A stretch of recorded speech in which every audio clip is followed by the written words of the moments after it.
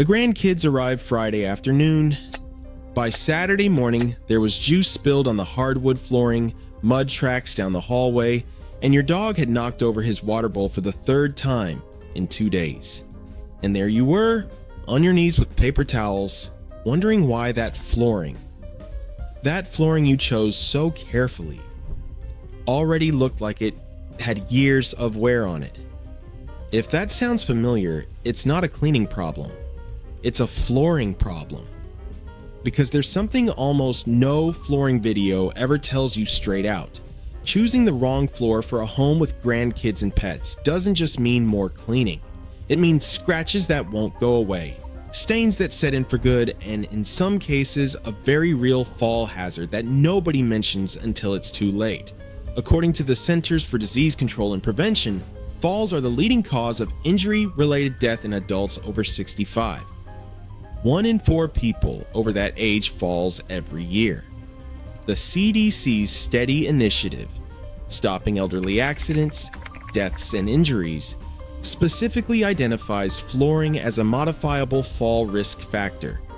And the floor in your home, its texture, its finish, how slippery it gets when it's wet, is one of the most direct factors in that risk. Today, I'm going to walk you through the best flooring options for homes that need to handle grandkids and pets at the same time. Not from a design magazine, from real life. What holds up, what doesn't, what's actually safe, what's going to cost you more than you think, and what you should avoid, no matter how beautiful it looks in the store. One more thing before we start. If you have a friend or family member making this decision right now, share this video with them. This is exactly the conversation they should be having before they spend a single dollar on new flooring. Let's start with the one that gets recommended most. And in this case, the recommendation is completely justified. LVP, luxury vinyl plank, is the flooring that makes the most sense for the majority of homes with grandkids and pets. Not because it's the most beautiful or the most luxurious, but because it solves exactly the problems this kind of home faces every single day. And it does it better than any other option in its price range. It is 100% waterproof. Not water resistant, waterproof. When juice spills, when the dog tips over his bowl, when someone walks in with wet feet from the pool, the liquid sits on the surface until you wipe it up. It doesn't soak in. It doesn't warp the planks. It doesn't create conditions for mold underneath. The difference between water-resistant and waterproof sounds like splitting hairs until you have a real accident and realize they are two completely different things. It is scratch-resistant in a way that real hardwood simply cannot match. The key is the wear layer, that transparent protective layer that sits on top of the printed design. For homes with pets, you need at least 20 mils of thickness in that layer. Some products go up to 40 mils. That difference determines whether your dog's nails leave visible marks after a year of use, or whether the floor still looks brand new. A product with 6 mils, which is what you find in the cheapest price range, can show visible wear in under 2 years with active pets. It's not a real savings, even if the upfront price makes it look like one. It is softer underfoot than porcelain tile or hardwood. That matters in 2 directions worth naming.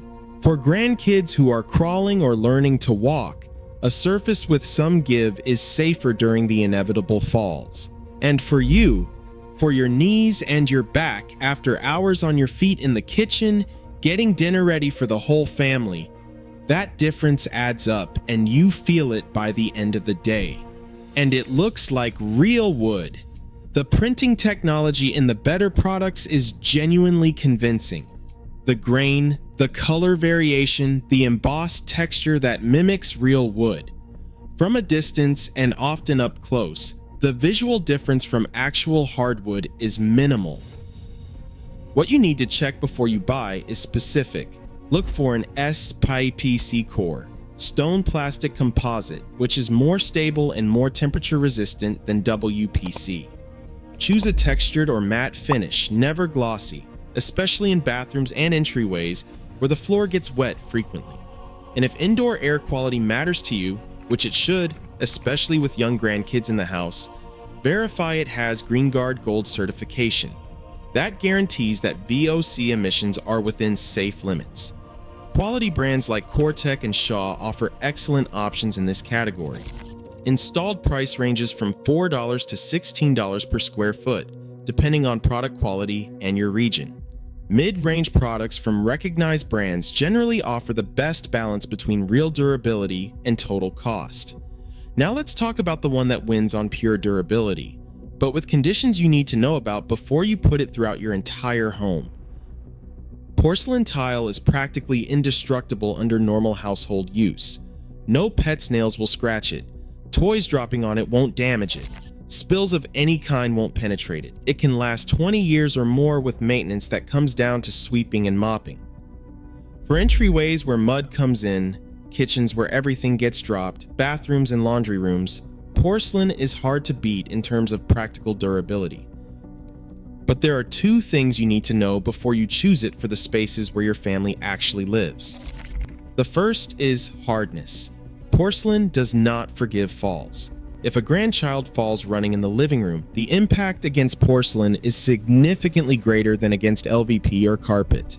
If you drop something fragile, it shatters completely. That same hardness that makes it so resistant to wears makes it less forgiving during the inevitable moments of life with children and pets. The second is slipperiness, and this is where I need to be very direct. Porcelain with a glossy finish can be genuinely dangerous when it is wet. Not slightly slippery, dangerous. This ties directly back to the CDC statistic I mentioned at the start.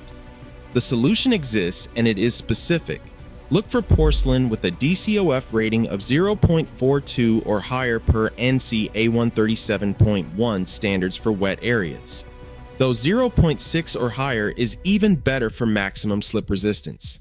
That number is in the product's technical specifications. If the salesperson cannot give you that number, find a different product. For high traffic areas, choose PEI Class 4 or 5 rated tiles for durability. Textured or matte finish porcelain completely eliminates the slip hazard and is just as practical when it comes to cleaning and durability. Glossy finish has its place on walls, where it looks beautiful and poses no risk whatsoever. Installed price ranges from $10 to $50 per square foot, depending on the tile format, finish, and installation complexity. Larger format tiles generally cost more in labor because they require more precision in subfloor leveling. Now here's an option. A lot of people dismiss too quickly because they associate it with complicated maintenance, and that association is partially correct. But in the right context, engineered hardwood is exactly the right call. Engineered hardwood has a real wood veneer on the surface, so you are walking and living on genuine wood. But it is bonded to a multi-layer core of plywood or composite that makes it significantly more stable than solid hardwood. It handles humidity and temperature changes better. It does not expand and contract as much with the seasons, and it manages moderate moisture better than traditional hardwood. That stability is especially relevant in humid climates like Florida or Texas, where solid hardwood can be problematic. For homes with pets, the wood species matters more than almost any other characteristic. Hardness is measured on the janka scale, and the numbers are concrete. Hickory comes in around 1,820, making it one of the hardest domestic wood options available. Red and white oak fall between 1,290 and 1,360. Maple is around 1,450. Softer woods like pine fall below 1,000 and will show nail scratches within weeks, not years. The finish determines how visible those scratches are when they do happen. A hand-scraped or wire-brushed finish, those textures that mimic hand-worked wood, hide scratches naturally because the scratch blends into the existing texture. A smooth, glossy finish does exactly the opposite. Every scratch becomes a visible line that contrasts with the perfect surface around it. The real limitation of engineered hardwood is water, and I want to be straight with you about this. It is not waterproof. A pet accident that isn't cleaned up within the first few minutes can soak in and cause permanent damage to the wood. That's why it makes more sense in formal living rooms, bedrooms, and areas where pets spend less time, and less sense in kitchens, entryways, and anywhere with frequent water exposure. Installed price ranges from $7 to $20 per square foot, depending on species, veneer thickness, and brand. Here's an option that almost never shows up on family flooring lists and deserves far more attention than it gets. Cork. Cork has a natural cellular structure that makes it unlike any other hard floor. Cork contains suberin, a natural waxy substance in its cell walls that gives it unique properties. It compresses under pressure and springs back to its original shape. That means if a grandchild takes a tumble, the surface absorbs part of the impact in a way that porcelain or hardwood simply cannot. If you are standing in the kitchen for hours getting a big family meal ready, cork reduces fatigue in your knees and back in a way you can actually feel. That is not marketing. It is basic physics of how the material works. It has natural traction. It is not slippery when dry, and it maintains reasonable grip even with some surface moisture. For fall prevention in a home where older adults and young children are both present at the same time, that quality has real value. It is quiet in a way that surprises people the first time they experience it. Pet nails do not produce that clicking sound that porcelain and LVP amplify in large open spaces. For anyone with big dogs or who lives above a neighbor in a building, that difference improves daily quality of life in a tangible way. The limitations are equally real. Cork is softer than other floors, which means heavy furniture without felt pads on the legs can leave permanent indentations. It is not waterproof, though modern sealing makes it reasonably resistant to spills that are wiped up quickly. In areas with constant water exposure like bathrooms or entryways in rainy climates, it is not the right choice. Where cork really makes sense is in playrooms for grandkids, living rooms where the family spends time sitting or playing on the floor, and any space where comfort and safety are the top priority. Installed price ranges from $6 to $12 per square foot. And now carpet, because I know some of you are expecting me to dismiss it entirely, and that's not where I'm going. On staircases, low-pile carpet is not a decorating choice. It is a safety decision. Stairs are statistically the most dangerous place in any home for falls. For grandkids who are still learning to go up and down, for pets whose joints aren't what they used to be, and for anyone coming downstairs in socks in the dark, carpet or carpet runners provide traction and cushioning that no hard surface can replicate in an equivalent way. In bedrooms, low-pile carpet has real advantages worth acknowledging. The feeling of stepping out of bed onto something soft, the warmth on cold mornings, the sound absorption that makes rooms genuinely quieter. Bedrooms typically don't see the frequent spills or heavy traffic that make carpet a problem in other areas of the home. What you should stay away from is high-pile carpet in any real traffic area. It traps pet hair in a way no vacuum fully fixes over time. It's difficult to clean when spills soak down into the padding, and it can be a tripping hazard for anyone with reduced mobility. If you do choose carpet, two specifications matter more than the price or the color. First, stain protection that is built into the fiber during manufacturing, not applied as a surface coating afterward. The difference in how long that treatment holds up is significant. Second, a firm, dense padding, not thick and plush. Very soft padding creates a surface that feels unstable underfoot, particularly for older adults, and that directly contributes to fall risk. Before we talk about how to put all of this together, there are a few things worth saying plainly about what you should not choose, because the store is not always going to tell you. Solid hardwood in softer species like pine, cherry, or walnut gets damaged by pet nails within weeks. Not months, weeks of normal use. If you already have it, felt pads on furniture legs and keeping your pet's nails trimmed regularly can help slow the damage. But if you're choosing new flooring for a home with active pets, this is not the right call, regardless of how gorgeous the sample looks in the store. LVP with a 6mm wear layer looks identical in the store to the 20mm version. The price is different. The real durability is completely different. I already mentioned this, but it's worth saying again, because it's the most common mistake I see in flooring purchases where someone tried to save money and ended up replacing their floor within 2 years.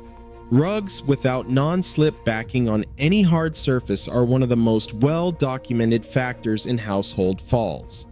If you use area rugs, and they can be beautiful and practical for defining zones and adding warmth, make sure they have quality non-slip backing, or use double-sided carpet tape to secure them to the floor. This is not a decorating detail. It is basic safety for everyone in the home. So what does all of this look together in a real home with grandkids and pets? The combination that works best for most of these homes is this: LVP throughout all the main living areas. Living room, dining room, hallways, and kitchen, where traffic is high and spills are frequent. Textured porcelain in entryways, bathrooms, and laundry rooms where water is constant and extreme durability matters more than comfort. Low pile carpet on stairs and in bedrooms where safety and comfort are the priority. And if you have a dedicated area where the grandkids regularly play on the floor, cork deserves serious consideration. That is not a rigid formula that works exactly the same for every home.